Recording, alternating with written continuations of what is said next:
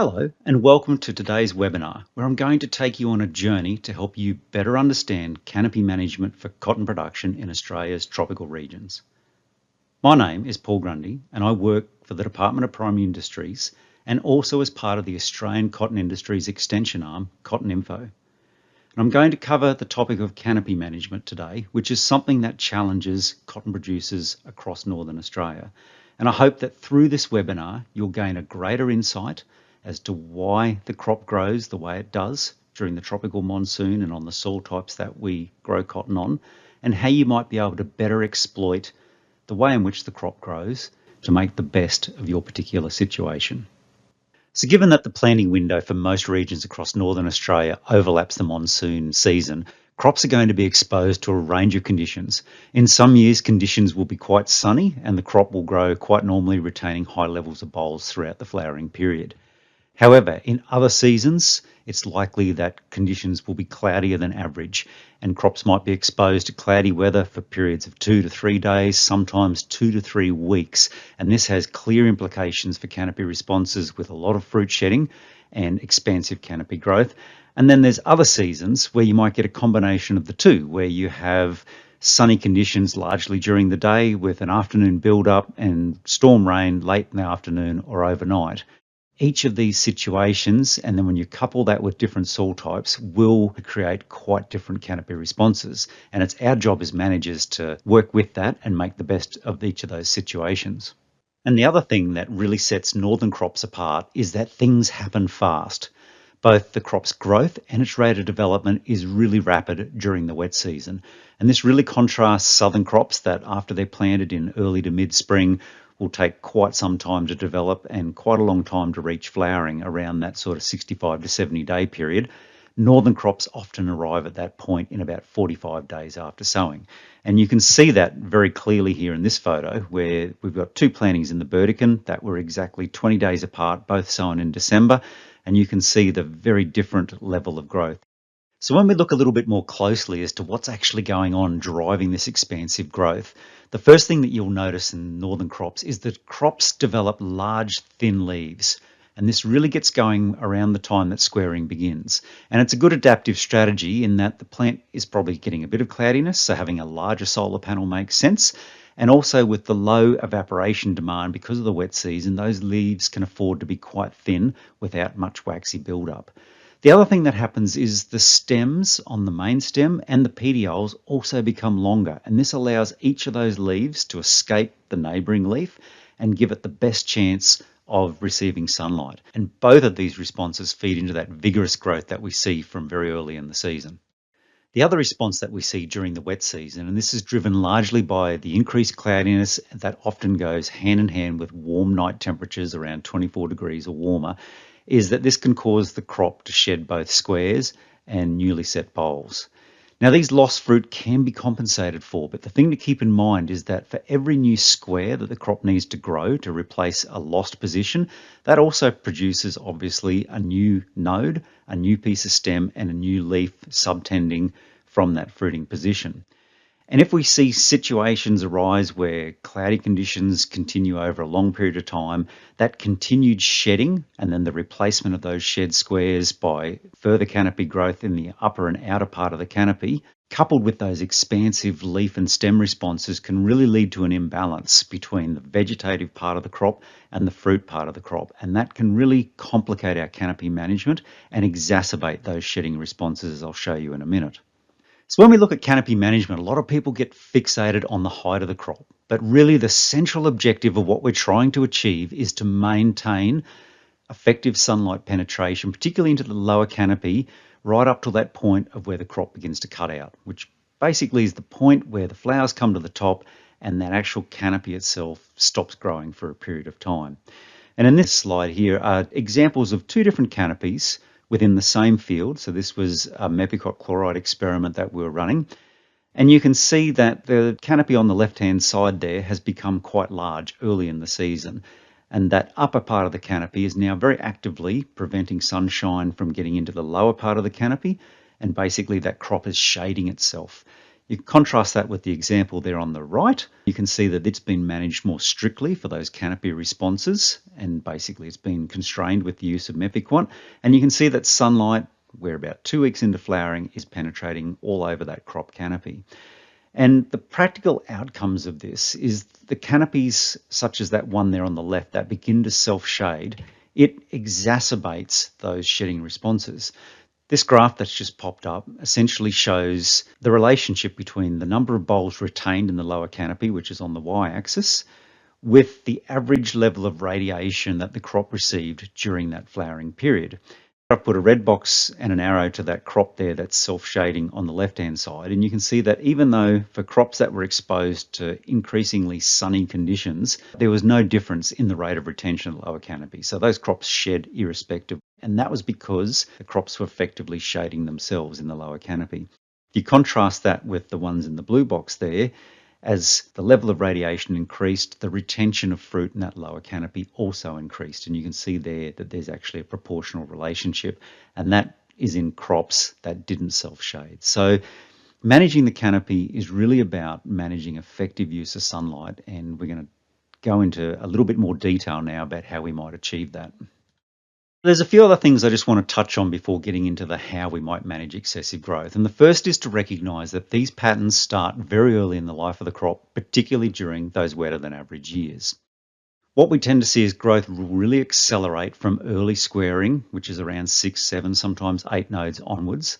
And provided that the crop is healthy, we can at that point start using low doses of Mepiquat chloride that can be applied in a window from that very early squaring period through till about early flowering to really try and temper these early growth responses. Mepiquat serves to reduce cell expansion and a bit of cell division, and it can basically compress that crop somewhat, for want of a better explanation of what it does. However, we do need to use a bit of caution, particularly from flowering onwards, as that compressive effect from the Mepiquat chloride can also then serve to inhibit compensation if we've had fruit setting.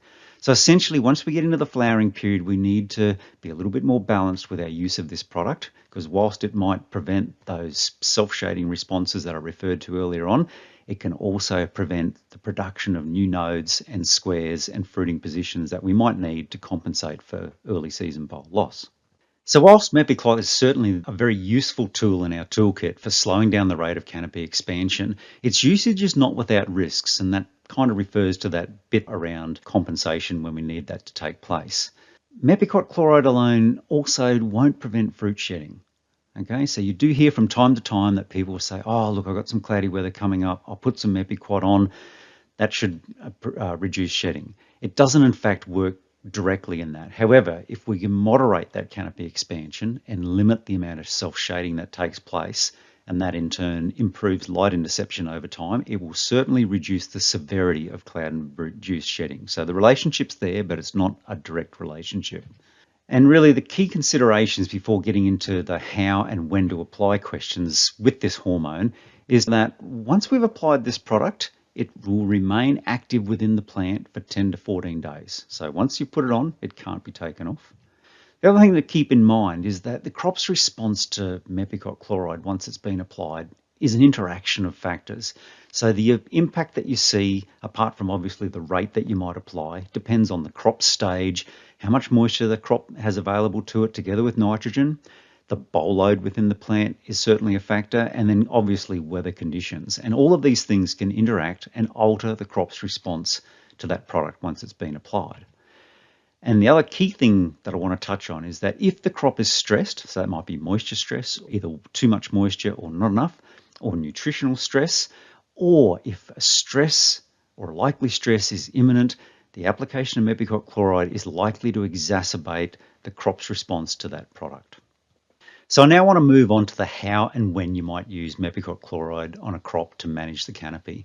And to assist with decision making, we've developed a canopy management tool specifically for the tropics. This guideline's been validated across a number of environments, which I'll show you a little bit further on in the presentation. But the objective of this tool is not to create the shortest crop that you could possibly grow, but it is to balance those canopy responses with yield potential, taking into account that Life is uncertain in the tropics and you never quite know what's around the corner and whether you might have a shedding event that you then need to maintain some capacity to compensate for. So essentially what this tool allows you to do is to tap the brakes without jeopardizing yield.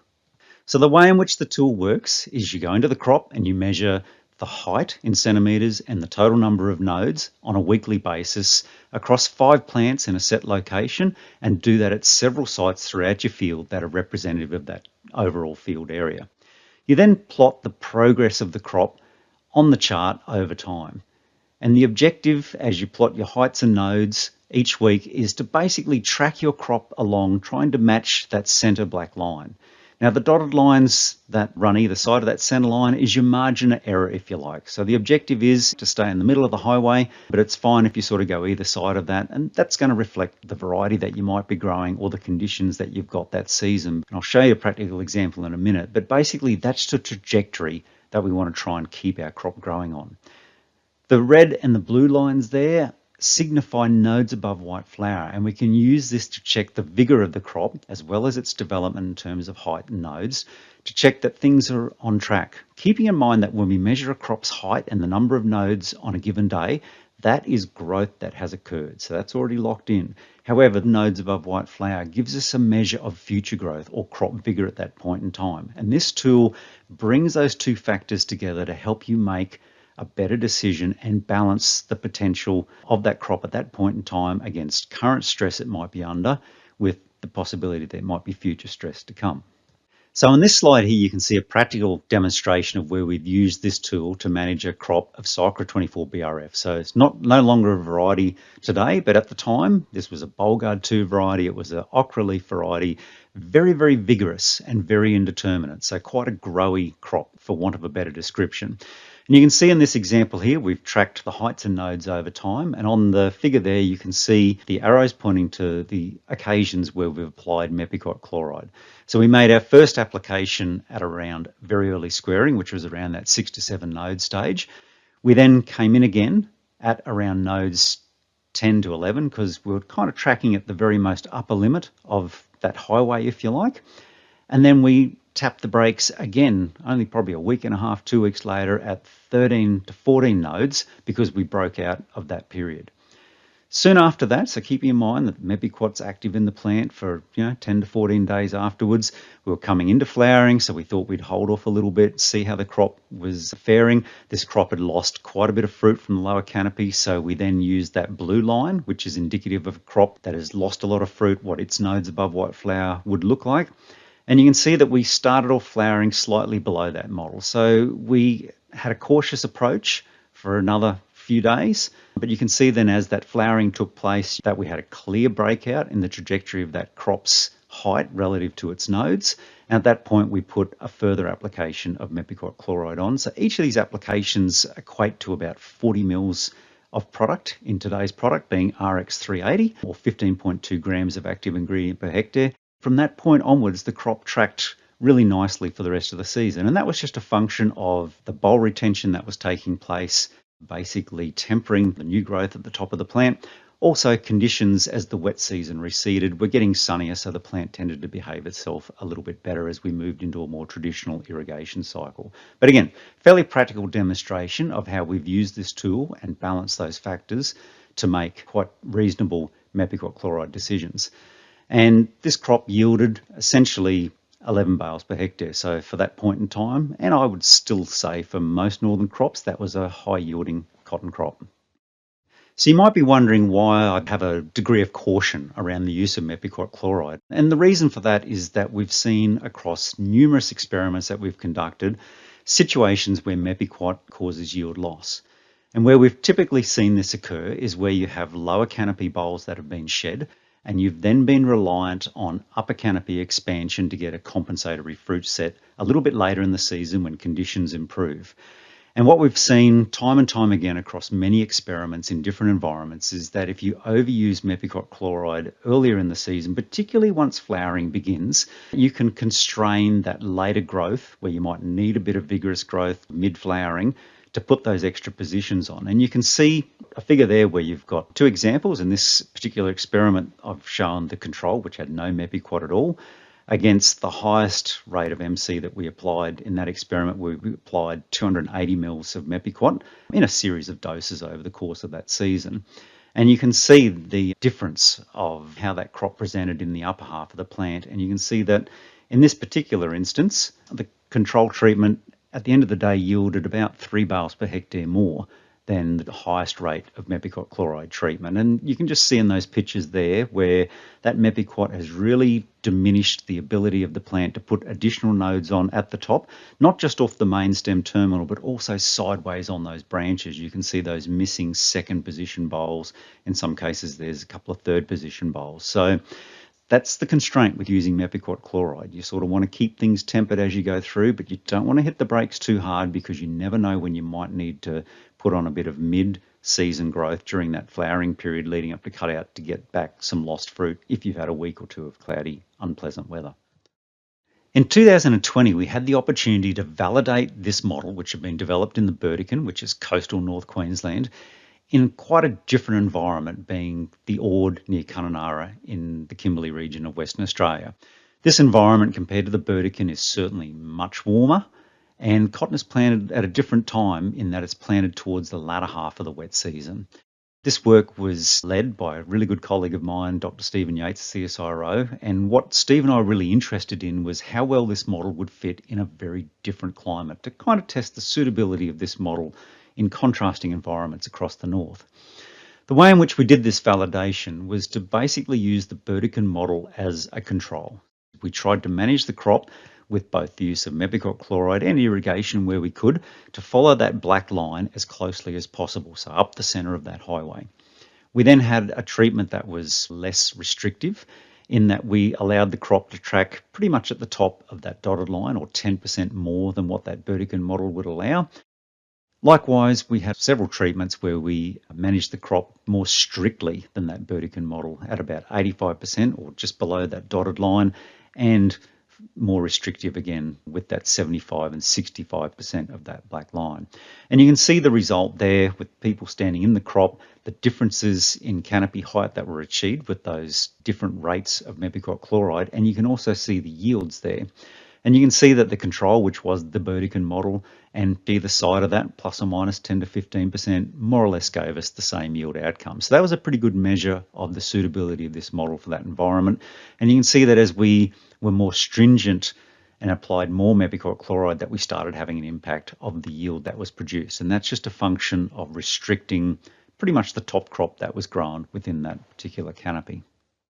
In the second season, we had the opportunity to test this both at a loam soil site and a clay site. So I'll talk to the loam soil site first.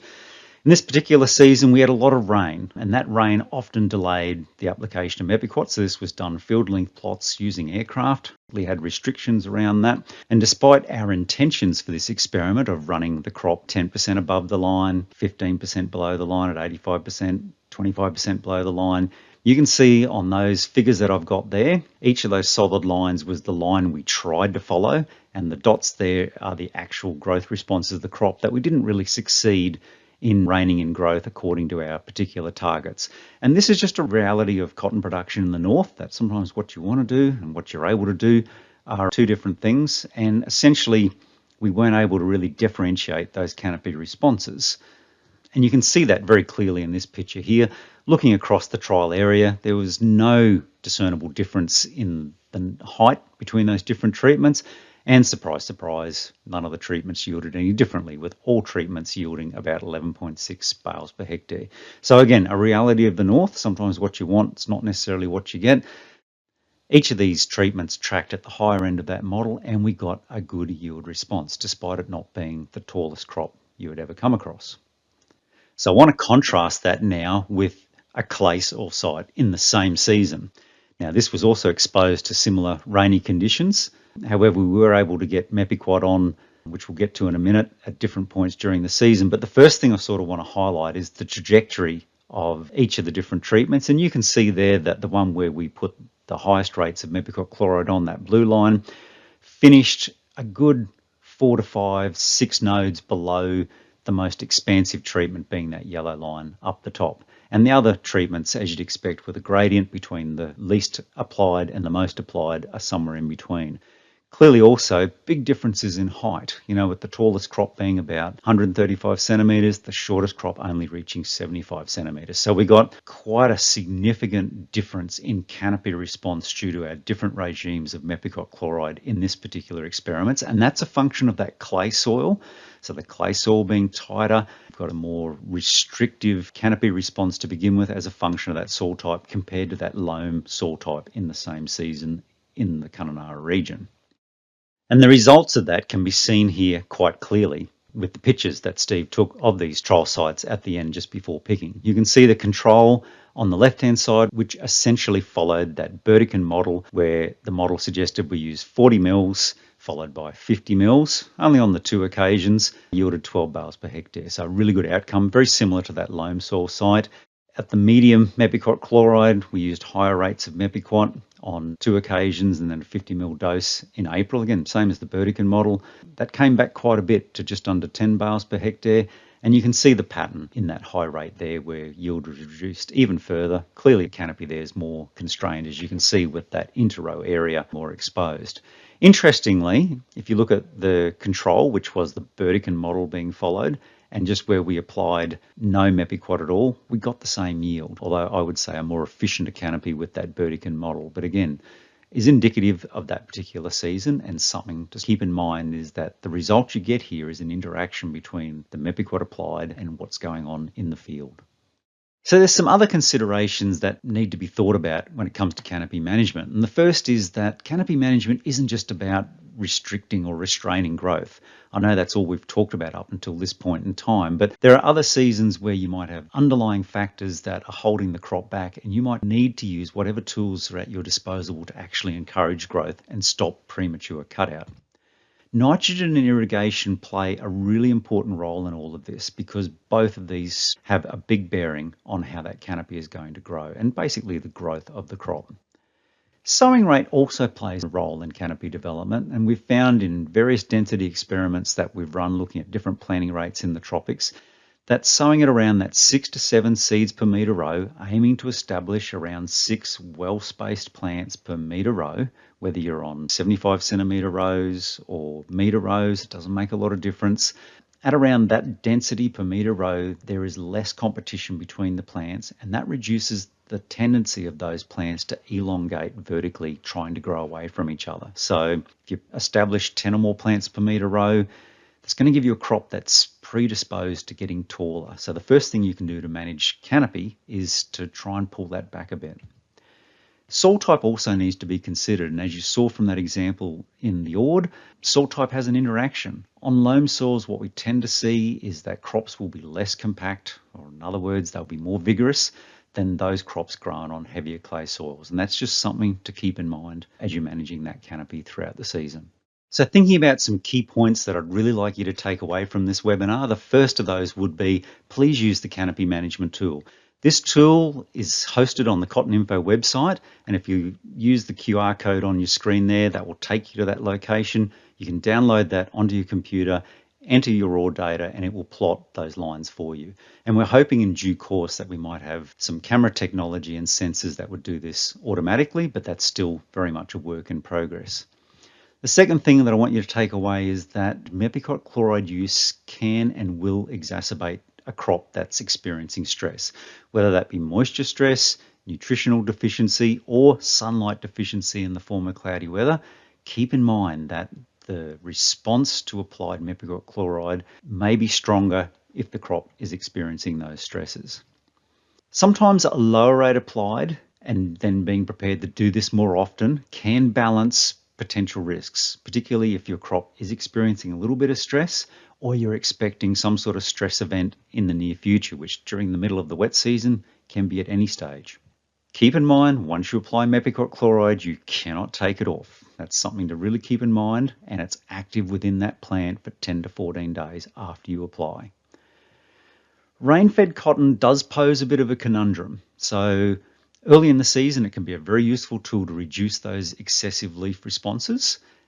And that's great while it's wet, but it can also suppress to some extent root growth. So it's something to keep in mind. The other thing too is we can never quite tell when it's about to turn dry. And after we've applied that Mepiquat, we might enter a dry period, and that could lead to premature cutout. So again, little and often would be my takeaway there, particularly when dealing with rain-fed crops. I haven't touched at all in this webinar about cutout applications of Mepiquat chloride. That's quite a different scenario, but they certainly have a role in Northern Australia, particularly if you want to synchronise last effective flower with the cessation of rainfall for rain-fed crops. So that is likely to occur around early April to basically avoid uneconomic vegetative growth and to help the plant direct what remains of that soil moisture and assimilate production into those bowls that have been set at that point in time. And lastly, I wanted to just leave you with something to provide a little bit of perspective for this particular topic. And I guess I make these comments based on having done many years of experimentation with Mepiquat chloride, also many years of experimentation undertaken by Stephen Yates, a good colleague of mine. And that is to say that across lots of different experiments, if we summed up the results from the research that's been done, 75% of the time, Mepiquat chloride made no difference compared to the untreated control. Let that sink in. It's quite interesting. We put a lot of emphasis on Mepiquat chloride use, not only in the north, but also in the south. 3/4 of the time, didn't make a difference compared to the control. Now, I'm not saying there mightn't have been harvest efficiencies or insect management efficiencies, but from a yield perspective in commercial fields, for example, in this picture where we've used a section of the field to enact those different treatments, there wasn't a difference. The next point is that 15% of the time, the use of Mepiquat caused a yield decrease, and 10% of the time it caused a yield increase. So 10% of the time it actually gave us a yield boost, 15% of the time it detracted, and 75% of the time it didn't make a difference. So again, a matter of perspective, and ultimately at the end of the day, the reason for this and why it can be a bit difficult to get Mepiquat chloride right 100% of the time is due to that interaction that I kind of started with at the beginning of this presentation between this product when it's applied, where the crop is at and what it's doing, and the conditions to which it's being exposed to or may be exposed to in the not too distant future. So I hope you enjoyed today's webinar. I really hope that you were able to take away something from this and will be able to use it for your scenario on your property.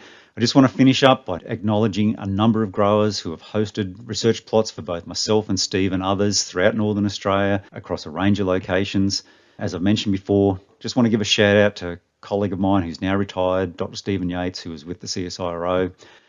We've had a lot of help from a lot of people, technical staff across different projects, and of course industry collaborators from CSD and Bayer across various projects. The work has been funded by the Cotton Research and Development Corporation and previous CRCs and is ongoing through the CRC for Northern Australia. Thank you, and I wish you all the best for your cotton production.